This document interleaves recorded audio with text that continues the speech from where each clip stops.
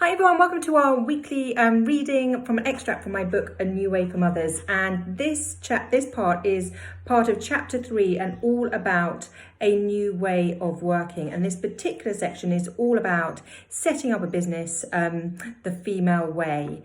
So the chapter starts, there are many ways to create flexible working for yourself. I think it's important to spend time working out what form of flexible working you want. And this may require some experimenting or exploring. You may want a flexible role in a corporation, to freelance, to create a business with a bigger platform behind you, or to set up your own business. Whatever you choose to do, it is important to be true to yourself. I think it's an important first step to recognise if you are an entrepreneur. If starting a business is something you're considering, it's worth exploring whether you are, and if being an entrepreneur isn't right for you, that's fine too. I remember that I tried hard not to set up another business, but I found I was naturally drawn to it. It wasn't so much the concept of creating a business, but rather solving a social issue that I was drawn to. And the only way I knew I could help support the change I wished to see was through the creation of a business. I can remember very clearly when I was invited to the Silicon Valley Comes to UK 2014 summit as one of their CEOs. Although I was by far the smallest amongst the group selected, I felt like I truly belonged.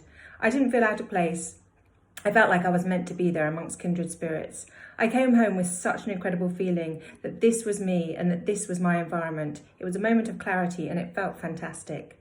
No one tells you if you're an entrepreneur. I think you have to find out for yourself. There's no badge or qualification, but I do believe there is a knowing, and once you recognise this, then you can truly embrace the potential in you as a natural entrepreneur. I think once you recognise and acknowledge this part of yourself, it becomes much easier to move forward, to stop resisting and start creating. A really important part of my work in setting up Business School Run was, and still is, to establish and work out for myself what it means to grow a business in an authentically female way. It's been incredibly important to me, and when I'm not aligned to it, my decisions feel wrong. I truly believe what keeps women from following their entrepreneurial spirit is exactly what I struggle with. I thought it was all or nothing, that I had to give all hours and all my energy to my work, but I now believe there is another way.